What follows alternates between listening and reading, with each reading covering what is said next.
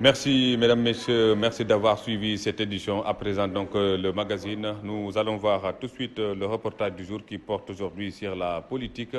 Le reportage, donc, qui va parler d'une nouvelle coalition politique qui a été mise sur pied et qui regroupe donc Souleymane Ndéné Ndiaye, Modou Diagne Fada et Aliou Sow. Dans une même coalition, nous allons voir avec nos confrères journalistes comment ils analysent donc cette nouvelle coalition. Et puis les dessus d'une visite également à Touba, le président Macky Sall qui a rendu visite au porte-parole au khalife général des Mourides et également au porte-parole de la famille Tidjane de Tivaouane, Serigne Abdoul Aziz Al Amin.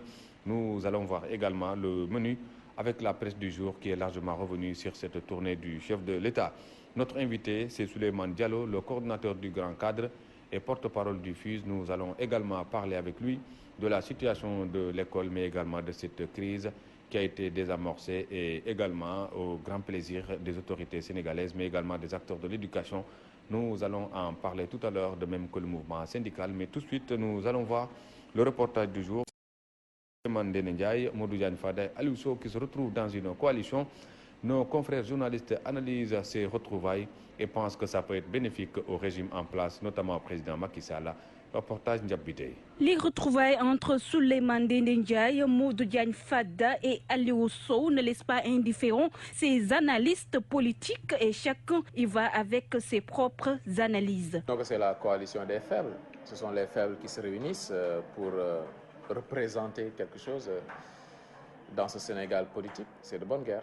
Et moi, quand je regarde tous ces gens-là qui forment aujourd'hui cette nouvelle coalition et ceux qui étaient dans la coalition avec le PDS Réumi, le front avec le PDS Réumi, la remarque c'est que ce qui les oppose, ce n'est pas une ligne politique, ce n'est pas la façon de s'opposer au régime de Macky Sall, même si c'est ce que Modou Diagne Fada dit, mais ce qui les oppose, pour qui connaît le PDS, c'est principalement des problèmes, disons-le, crypto-personnels. De l'avis de Moustapha Diop, les retrouvailles entre ces libéraux peuvent impacter négativement sur le poids de l'opposition et s'y ajoute que Macky Sall en sort gagnant. Si l'objectif de ce dialogue-là, c'était de casser l'opposition, de la diviser, je crois que l'objectif est en train d'être atteint. Même son de cloche chez le journaliste Pape Cheikh Silla qui affirme que d'autres coalitions sont en attente. Ce n'est pas une bonne nouvelle pour l'opposition sénégalaise avec sa configuration actuelle.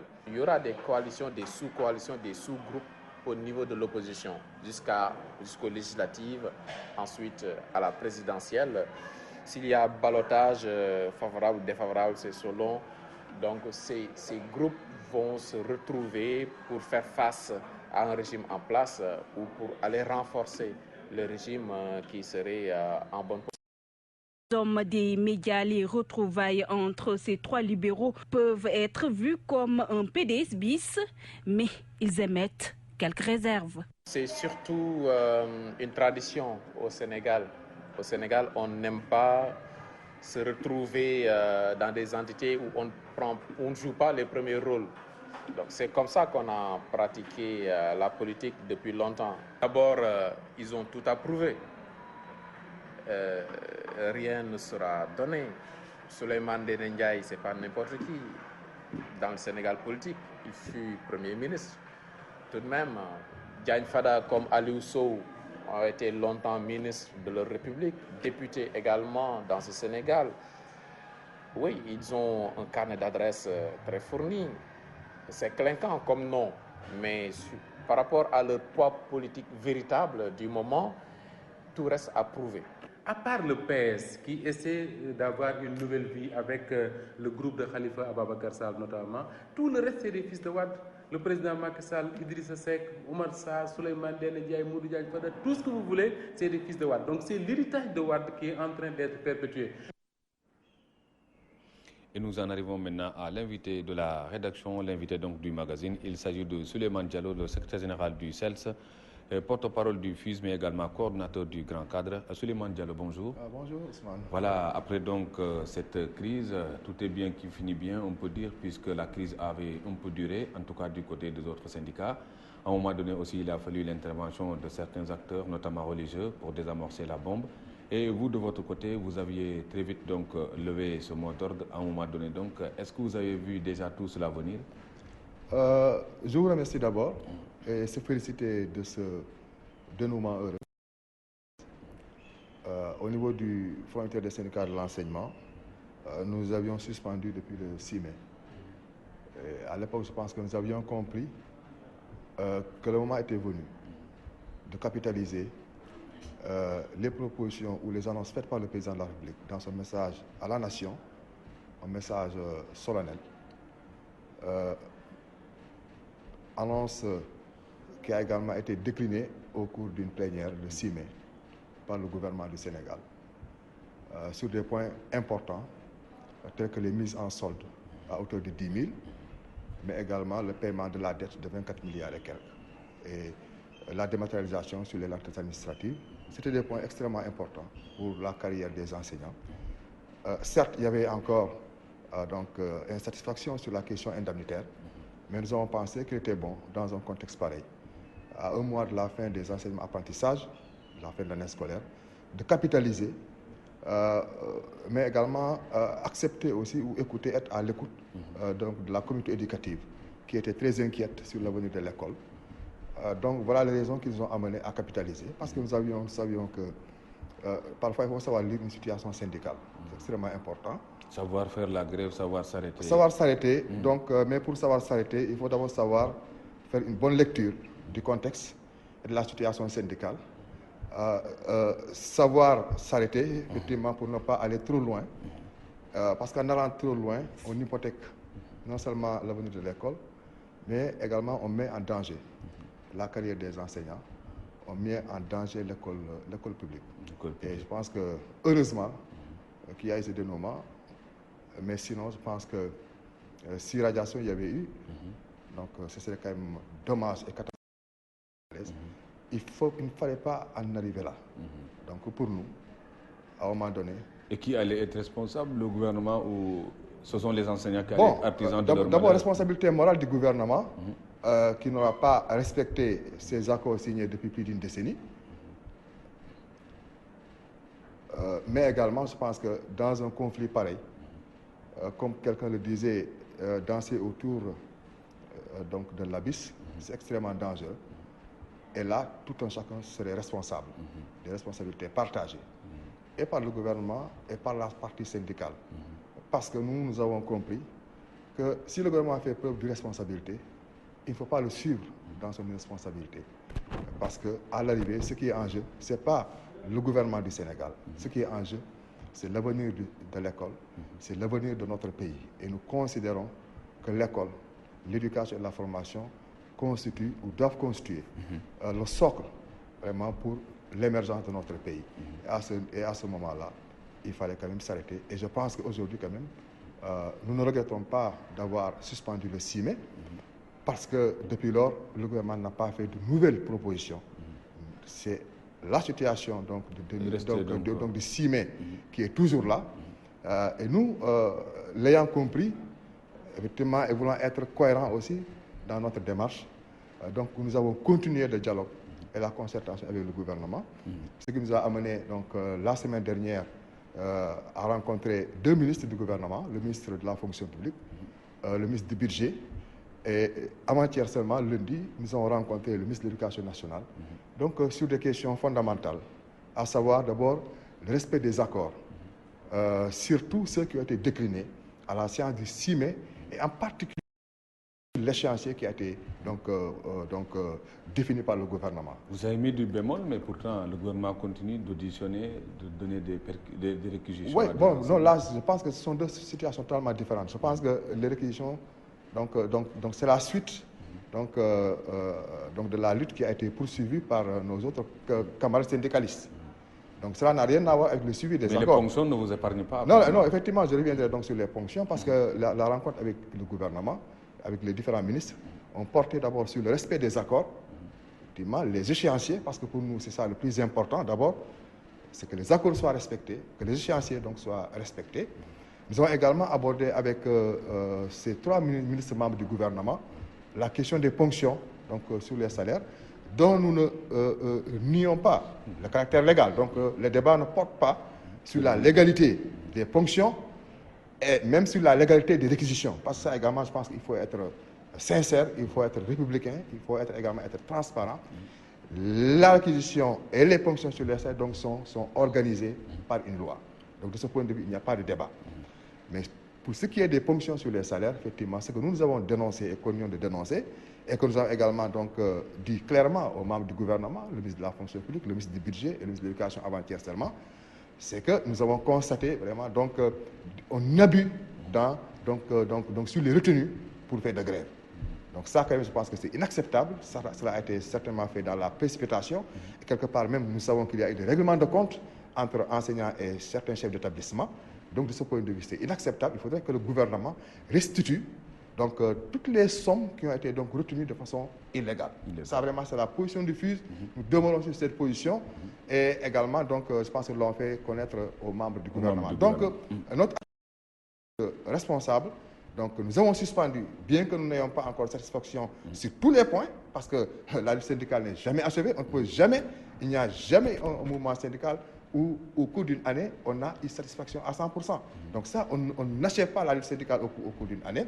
À un moment donné, il faut savoir évaluer, capitaliser ce que nous considérons comme étant important. Et ça, c'est important. Les 10 000 mises en solde, c'est une première au Sénégal. Même du temps des reclassements universels, l'État ne titularisait pas plus de 5 000 enseignants.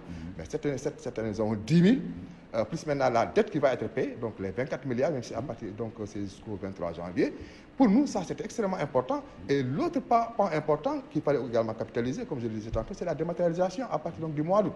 Donc, puisque nous avons décidé donc, de suspendre, il faut également donc, suivre ces accords-là pour que le gouvernement respecte ses engagements, qu'il respecte les échéanciers parce qu'il nous a habitués à s'engager et à ne pas respecter. Et là, quand même, nous avons eu donc, de la part du gouvernement des réponses, quand même, en tout cas, qui nous rassurent pour ce qui est donc, du paiement de la dette, mais également de la dématérialisation. Mais pour les ponctions, je pense que notre position, elle est claire. Nous ne demandons pas, nous ne mendions pas donc, devant le gouvernement. Mais ce qui a été retenu de façon illégale doit être restitué aux enseignants. Et sur ce plan aussi, parce que pour ce qui concerne donc, notamment les indemnités et autres, vu la loi aussi des nombres, avec le nombre de fonctionnaires qui concerne aujourd'hui l'enseignement, près de 9 000, est-ce que si on arrive vraiment à satisfaire tout cela, vous pensez vraiment aux autres? Ah mais bien sûr, vous savez, c'est ce qu'on nous a toujours rétorqué. Mais ça, excusez-moi du terme, c'est un faux argument. Dès que nous sommes nombreux. Mais si nous sommes nombreux, c'est parce que le Sénégal a fait une option d'aller vers l'éducation universelle pour tout le monde. Nous voulons que tous les enfants aillent à l'école et nous voulons à un coût. Je pense que certains disaient effectivement, si vous pensez que l'éducation est trop chère, il faut donc essayer l'ignorance. Effectivement, je pense que l'éducation n'a pas de prix. L'éducation a un coût, mais elle n'a pas de prix. Ça, c'est un. Deuxièmement, le logement, il est fondamental pour l'enseignant.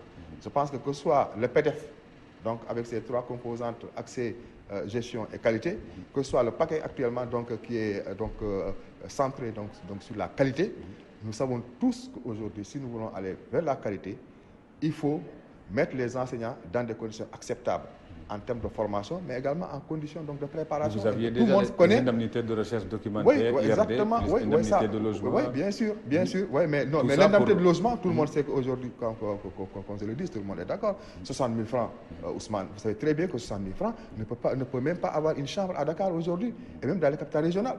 Pourtant, d'autres servent à Dakar sans avoir même 10 000 francs. Non, exactement, mais vous savez, non pas la même mission. Je pense que l'enseignant a une mission spéciale. C'est de former l'élite de demain qui doit porter notre pays. Ça, c'est extrêmement important.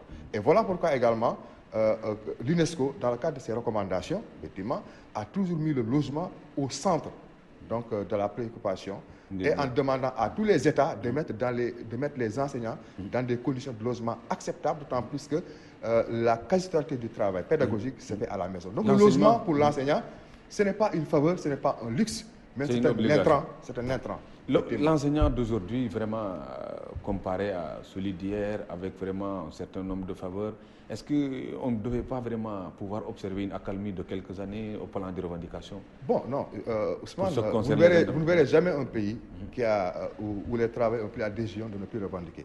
Ça, je pense que ceux qui ne le comprennent pas, la revendication, elle est le moteur de l'histoire. Elle est le moteur du progrès. Dans une société où les gens ne revendiquent pas, cette société-là, elle recule. Mais on vous reproche de faire des revendications mercantiles en oubliant le côté didactique. Non, ça c'est mal comprendre. Parce que déjà, quand nous posons le problème de l'indemnité de logement, c'est mal comprendre que de voir le logement comme un luxe pour l'enseignant. Je l'ai dit tantôt, le logement est un outil de travail, c'est un intrant pédagogique, c'est un cadre donc sine qua non pour l'enseignant de bien faire donc, sa préparation pédagogique. Donc de ce point de vue-là, il faut que les gens comprennent que le logement pour l'enseignant, ce n'est pas vraiment une faveur ou un luxe, ce n'est pas également donc, une revendication mercantile ou mercantiliste. C'est une nécessité pour son travail. Donc de ce point de vue, Ousmane, je pense que le logement quand même, c'est le minimum. Et il faut aujourd'hui que le gouvernement aille dans le sens même d'avoir une bonne politique. Donc d'habitat social, en particulier pour les enseignants. De ce point de vue, je pense que la question de l'indemnité de logement à 50 000, 60 000, même 75 000 francs, même 100 000 francs aujourd'hui, ne règle pas le problème du logement au Sénégal. Vous avez tout à l'heure parlé du FUS, Front unitaire des syndicats d'enseignants. Aujourd'hui, on note de plus en plus pourtant une forte rivalité qui pourrait même être à l'origine de ce quiproquo qui a fini par peut-être connaître un dénouement heureux. Mais comment vraiment unifier le mouvement syndical? Parce que ça affaiblit quand même votre lutte. C'est l'un des défis majeurs du mouvement syndical. Ousmane, vous avez parfaitement raison. Et nous y travaillons. Et je pense que même la dénomination FUS, Fonds unitaire des syndicats de l'enseignement, témoigne donc, de la volonté des organisations qui composent donc, ce cadre de travailler pour l'unité syndicale, de réaliser l'unité syndicale au bénéfice de l'école, au bénéfice des enseignants. Ça, c'est un défi majeur. Ce n'est pas seulement national, mais même sur le plan mondial. Nous sommes condamnés à aller ensemble. Parce que donc, ce qui se dresse devant nous, ce n'est pas seulement un État du Sénégal que les gens comprennent aujourd'hui. Ce n'est pas seulement l'État ou le gouvernement du Sénégal qui est là. Mais il y a des politiques, des politiques néolibérales qui sont aujourd'hui donc en circulation dans les pays du tiers-monde, dans les pays africains, et qui sont pilotés par la Banque mondiale et le Fonds monétaire international, effectivement, qui ne considèrent pas l'éducation publique comme une priorité et qui travaillent même pour une privatisation de l'école. Donc, de ce point de vue, il faut que tout le monde comprenne les enjeux. C'est que si nous voulons avoir une école debout, une école de qualité, il faut que les enseignants prennent conscience donc, de notre mission, notre responsabilité en tant que syndicaliste, en tant qu'enseignant d'abord, mais en tant que syndicaliste, nous devons faire front. Donc faire face à ces politiques néolibérales, effectivement, et éviter ou bien arrêter donc, de se battre contre les manifestations des politiques, mais contre ces politiques néolibérales qui gangrènent aujourd'hui nos pays. Ce n'est pas seulement le secteur de l'éducation, c'est le secteur de la santé, en fait c'est la fonction publique elle-même qui est menacée, pas seulement au Sénégal, parce que toutes les réformes qui sont en cours, que ce soit dans notre pays, que ce soit dans d'autres pays du tiers-monde, tendent effectivement à réduire la masse salariale. Et je le disais donc, il y a cela quelques mois, quand le ministre de l'économie et des finances parlait donc, de la rationalisation de la masse salariale, j'ai dit que non, monsieur le ministre, ne nous parlez pas de rationalisation. La rationalisation en tant que telle, elle est positive, mais ce que vous êtes en train de faire, c'est une politique de rationnement dans les secteurs sociaux, l'éducation, la santé, tout ce qui est secteur public. Donc c'est une menace qui pèse sur nous, doivent être conscients. Voilà pourquoi aujourd'hui l'unité... Une menace aussi pour eux, parce que ça aussi, ça rend un pays ingouvernable. Non seulement ça rend ingouvernable, mais ce qui est plus dangereux encore, c'est que nous n'avons pas d'avenir. Parce que si nous sacrifions l'éducation et la santé, nous sacrifions également le service public. Il n'y a pas de progrès. Il n'y a pas de progrès. Et de ce point de vue, je pense que le mouvement syndical a toujours été vraiment aux avant-gardes de la lutte. Voilà pourquoi c'est vrai que c'est un secteur qui est très perturbé, mais parce que l'enseignant, par nature, c'est quelqu'un qui revendique, qui veut le progrès, qui veut vraiment donc le développement. Et également dans le secteur de la santé. Voilà les secteurs qui portent la revendication, qui portent le progrès. Et si les gens pensent que quelque part nous avons des faveurs ou quoi que ce soit, c'est parce que nous avons pris la décision de nous battre. Nous devons nous battre, mais il faut se battre intelligemment. Parce que c'est ça également le credo au niveau du FUS. Il faut se battre, mais intelligemment. Savoir se battre, savoir s'arrêter. Savoir se battre, savoir capitaliser et comprendre que la lutte syndicale n'est jamais achevée. C'est une lutte qui est permanente. On prend cette année et on continue l'année prochaine. Et j'ai l'habitude de donner une image. La lutte syndicale, Ousmane, moi, c'est comme un verger, comme un arbre fruitier. Donc, l'arbre fruitier, les fruits qui sont sur un arbre, ne mûrissent jamais tous en même temps. Donc quand vous arrivez, vous les récoltez. Voilà, il y a une partie qui est mûre, la majorité, il y a une partie donc, qui est encore verte. Si vous dites que vous allez attendre que tous les mûrs, que tous les fruits soient mûrs pour récolter, ils vont pourrir. Donc il faut récolter ce qui est mûr attendre maintenant. Donc ce qui est vert peut être dans un ou dans 2 mois. Donc c'est ça également la démarche syndicale responsable. Capitaliser et avancer. Ne pas très tôt jeter le manche, mais également savoir mesurer le temps. Exactement. Merci Souleymane Diallo. Je rappelle que vous êtes le secrétaire général du CELS, le coordonnateur du Grand Cadre et porte-parole du FUSE, Front unitaire des syndicats d'enseignants. Vous étiez notre invité dans ce magazine. À présent, la revue de la presse qui revient d'ailleurs largement sur cette affaire encore, c'est-à-dire la crise scolaire. Et les chefs religieux qui avaient joué un rôle également ont reçu la visite du président Macky Sall qui s'est rendu à Touba et à Tivaouane. Les secrets de cette tournée du chef de l'État dans nos quotidiens et j'ai le plaisir de vous accompagner dans le commentaire.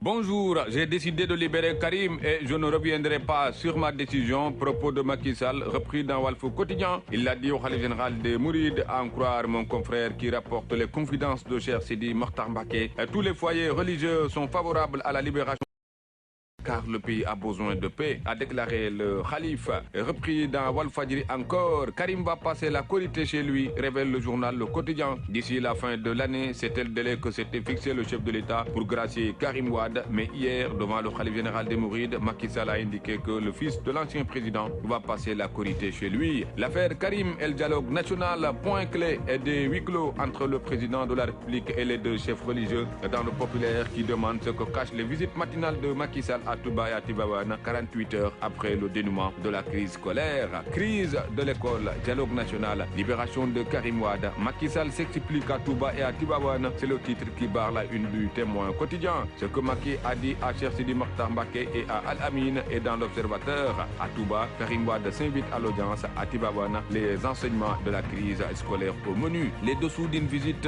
dans Réumi Quotidien qui voit que les urgences étaient telles que Macky Sall a dû tout laisser pour répondre d'ardard à l'appel du khalife général des Mourides. L'évidence revient sur cette tournée du président Macky Sall à Touba et à Tivaouane. Tout sur les descentes discrètes de Macky Sall dans le journal Karim, dialogue politique, éducation et les soukaroukors au khalife. C'est dans l'évidence, dans le soleil, dans le dénouement de la crise scolaire, dans le rayon du quotidien national. Macky Sall magnifie l'implication de Touba et de Tivaouane, rapporte mon confrère. Dans l'autre actualité, soukaroukors de classe pour les parlementaires. Niass ouvre les caisses de l'Assemblée, titre le journal La Tribune, des tissus basins, des dates, du sucre et 100 000 francs pour chaque député. Réparti encore le journal. Niass contraindre la présidence au Parti démocratique sénégalais. En croix direct info qui revient sur le contrôle du groupe parlementaire des libéraux et démocrates dans le journal. Et le biétiste Daoucho de nous dire que Wade a été bien inspiré et en réclamant la présidence du groupe parlementaire dénommé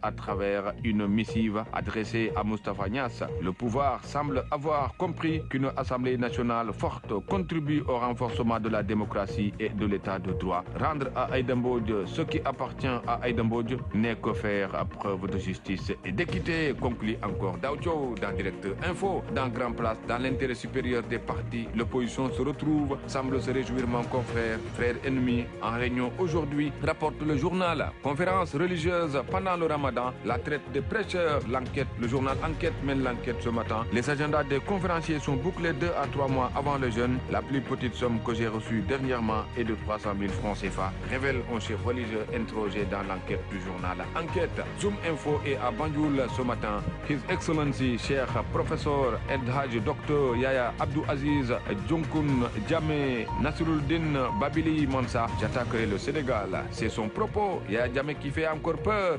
Croire l'information rapportée ce matin par Zoom Info. Dans Libération, Panama Papers, montage de sociétés offshore, un courtier identifié à Hambourg, rapporte le journal comment à partir de la Petite Côte, un intermédiaire de Mossack Fonseca a monté des sociétés offshore au Panama, aux Seychelles et dans les îles Vierges. Révélation sur la nébuleuse China Investment Company Limited, c'est dans le journal Libération ce matin. À lire, bonne lecture à tous. À lire.